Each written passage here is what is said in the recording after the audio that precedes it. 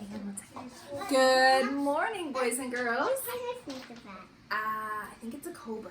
Oh, it's a python. It's a python. All right, please stand for the Pledge of Allegiance. Lots of stuff going on in our house this morning. Put your right hand over your heart. Ready, begin.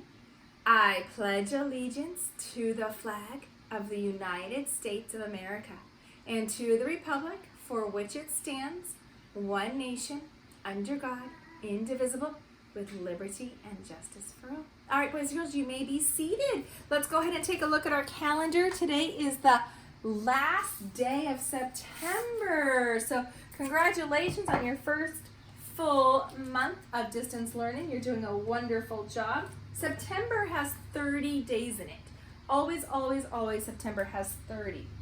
Next month will be October, and October has 31 days in it, okay? So let's do our calendar together. What is the date? The date is Wednesday, September 30th. It's kind of a hard word. 30th, 2020. Very good. Let's sing our days of the week. Ready? 1, 2, 3. Sing with me. Sunday, Monday, Tuesday, Wednesday, Thursday, Friday, Saturday. There are 7 days in the week. Very good. 7 days in the week, 12 months in the year, 4 seasons. Let's take a look at the weather. ABC, read the question with me. What is the weather? Question mark, right? First graders, we're working on adding question marks and exclamation marks. So I'm asking you for information. At my house, today's weather is foggy and cool. It might be different at your house, but at my house, it is very foggy this morning and it's cool. I didn't want to leave my nice warm bed. ABC, read the question with me. What is the season? The season is fall. We're still in the season of fall. So the month is going to change, the weather will change, but the season will stay the same for quite a while. Okay, in fall, we have lots of squirrels and birds coming out to gather food for the winter. The leaves are going to change color. It's going to be windy. And we have some pumpkins, apples, lots of things come into harvest in the fall time, okay? Let's go ahead and take a look at our number of days we've been in school. We're adding a little bit more to this part of our calendar. Before we do that, oops, I already took down the 7. Yesterday was the 27th day of school, so I took down the 7, and I am going to put up, what number am I going to put up? I thought I saw it on top. So if yesterday was 27, I'm adding one more day of school. So today will be day number 28. We have been in school for 28 days. Excellent, okay? So let's go ahead and let's count. Let's make sure I have the right number. Good, okay. So I have 2 groups of 10. So there's a 2 in the tens place. Remember, this 2 doesn't represent this 2. It represents this. 2 groups of 10 is equal to 20. It's like having 2 $10 bills. It's not the same as having 2 $1 bills. So let's count them by tens. 10, 20. Very good. 10 plus 10 is 20.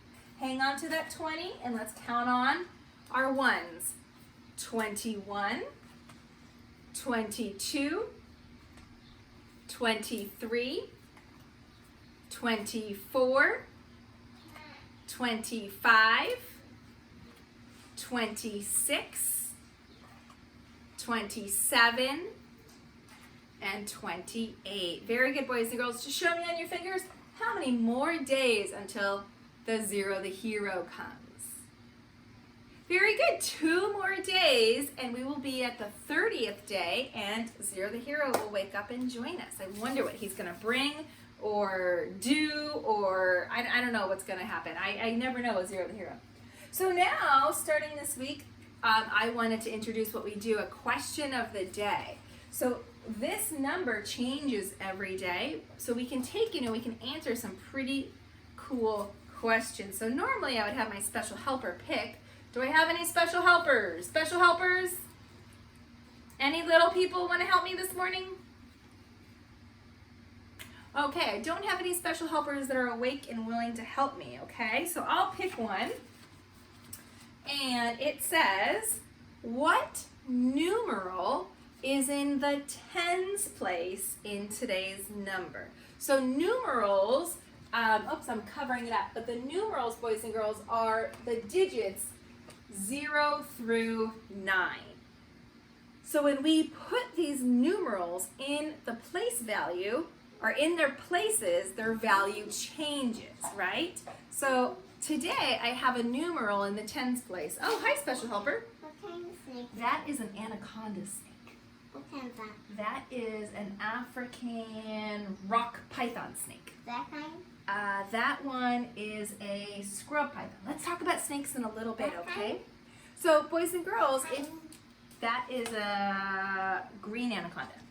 Let's take a look at which numeral is in the tens place. That's a crocodile. In the tens place, oops, I'm showing you the back of the number.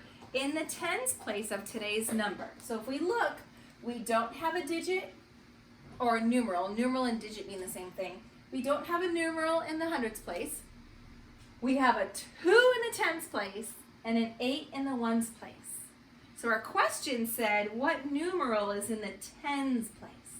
So is it the 2 or is it the 8? Show me on your fingers. Is it the 2 or is it the 8? Good, it's the 2. The 2 is in the tens place. So I can answer this in a complete sentence and say, the 2 is in the tens place in today's number. And that's called the question of the day, and that's something we're going to work on. We're also working on reading our number words, because sometimes we're going to have the word written out in letters, and sometimes we'll have it written out in numerals. So go ahead, warm up your fingers. I am going to show you the word, and you're going to hold up that number of fingers. First graders, not only do we need to read these, but we also need to spell them. All right, what's this one? Get it? Ha ha ha. What's this one? 1. O-N-E spells 1. Don't worry, I'm not going in order. That would be way too easy. 7. S-E-V-E-N spells 7. So hold up 7 fingers. Good. 2. T-W-O spells 2. There's actually 3 different ways to make the word 2. 4. F-O-U-R spells 4. And you remember this is the number 4 because it has 4 letters. The other kind of 4 will only have 3 letters. Good, that's an easy one. 10. T-E-N spells 10. Good, you should be holding up 3 fingers. T-H-R, that's what we call a triple blend. E. 3. Very good. This is a hard one. Can you get it? I know you probably can't count all the dots, but this is the number 8. E-I-G-H-T. So tricky spelling. E-I-G-H-T is how we spell the number 8. Here's a good one. 9. N-I-N-E spells 9. You should be holding up 9 fingers, boys and girls. Here's one we can sound out. Good. 6. S-I-X spells 6. And last but certainly not least, 5. F-I-V-E spells 5. And 5 is a great number because it's exactly half of 10. And I have my numbers organized like one giant 10 frame because I love working with 5s and 10s. Okay? All right, so we will hang on to those. Let's go ahead and take a look at our morning message, which is actually a math problem today. All right, ABC, read the morning message with me, and you'll notice that I started writing the date This is about the time of year, first graders, where you would now normally have to write the date on your papers, okay? So you wouldn't always have to write it out like this, but it's definitely a habit that we want to get into for when we go back to the classroom, writing our name and date on the paper, okay? Hi, friends. Notice that I used a comma. I grew 2 pumpkins in my backyard, and I have 3 apples in my basket. Okay, we're not adding them. How many more apples do I have? Okay, so lots of things going on here. First of all, I want to take a step back and I want to notice that I have a word that means a number. So I kind of want to make sure that I understand that TWO spells 2. So I'm going to go ahead and draw. Man, I wish I can use brown. Pumpkins can sometimes be brown.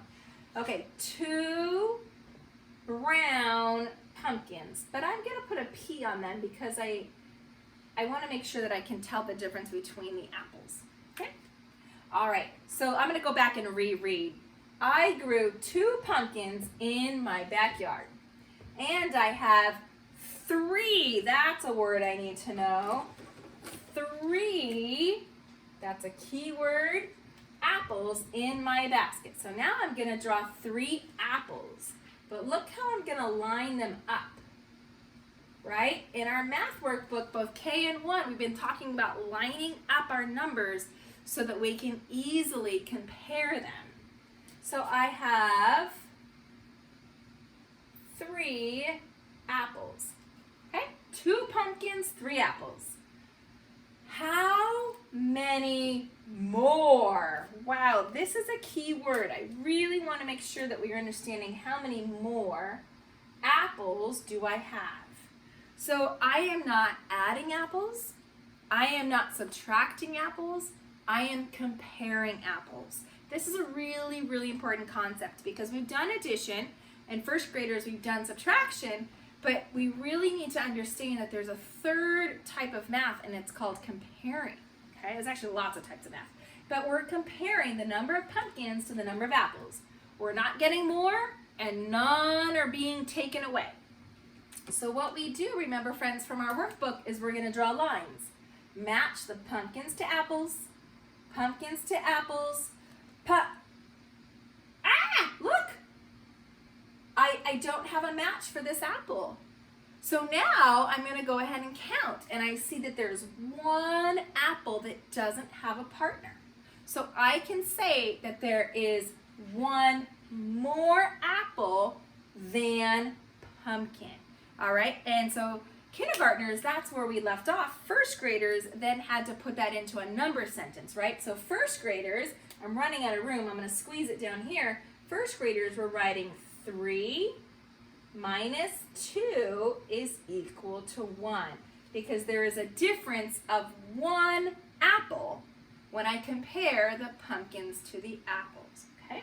All right, how about any compound words? Remember, compound words we've been working on are 2 small words that get put together to make 1 big word. Okay, we're not squishing them. Those are contractions. When we squish them up and letters fall out, those are contractions. But do we see any compound words? Backyard, put them together. Backyard, that is a compound word. So when we're reading this, I don't ever want somebody to think, I can't read it, that's too big. Because we can read back and we can read yard and we can put them here. Okay, very good, boys and girls. I love it. And our story today is called Apples and Pumpkins. And it's perfect for this time of year when we're kind of just finishing up our apple unit and then we're going to get into our pumpkin unit. Okay? When red and yellow leaves are on the trees, except here in California we don't see too much of that, we go to the Comstock farm. And Comstock is capitalized, so I know it must be the last name of the family that owns the farm, to pick apples and pumpkins. Hi, what are you reading about? Oh no, you're reading a comic book. That is silly. He's poking his eyes out. Mr. Comstock gives us a bushel basket to put our apples in. We were talking about that earlier. A bushel is a special type of basket where it allows air to flow through so that the apples don't rot and get yucky. Geese and chickens and a big fat turkey walk with us on our way to the orchard where the apples grow. My father picks apples. My mother does too. I climb into a little apple tree and pick the reddest apples of all. I wish we had apple orchards closer to us. Which one is the mother? I think this is the mother. And that's the father. Or that one's the mother, that one's It could be. the mom. Yeah, remember all families are different. That could be the father and that could be the mother. Can I hold the Yeah, can I finish reading it and then we'll read it afterwards? When our basket is full of red and shiny apples. Can I help you? Yeah. We go to the field where the pumpkins grow. So the pumpkins usually ripen right after the apples. I look and I look until I find the best pumpkin of them all. Avery, which one do you think that he's going to pick out or she's going to pick out? That one, you think? Maybe. Let's find out. My father cuts it from the vine. Just like the ones in our backyard, right? Except our chickens pecked at the vine. I carry it back to the car. So now they're loading up their car with all their treats from the farm. At home, we carve a jack-o'-lantern face into our big orange pumpkin. We put a candle inside and light it. Now our pumpkin looks scary and funny too. Signal me if you do that at home too, if that's a tradition in your house to carve pumpkins. Very nice. All pumpkins? We can carve some pumpkins, not today. giant one? Yeah, we do have a giant one. On Halloween night, we put our pumpkin on the doorstep. My mother gives away lots of our red and shiny apples for trick or treat. She's my kind of mom. Look, she's giving out apples instead of candy on Halloween. How would you feel if you got apples on Halloween instead of candy? Candy instead of that. You like candy? Well, I go trick-or-treating up and down our street. So she's going to go to the neighbors' houses and get the candy. All right, and so this year I know we might not be able to go trick-or-treating like we normally would, but we're definitely going to continue to talk about pumpkins, and we're finishing up our apple unit. But if you have a costume, boys and girls, I would love to still see a picture of you in your costume, and we're still working on some fun Halloween activities, okay? So I will see you on Zoom for our last day of September. Bye, friends.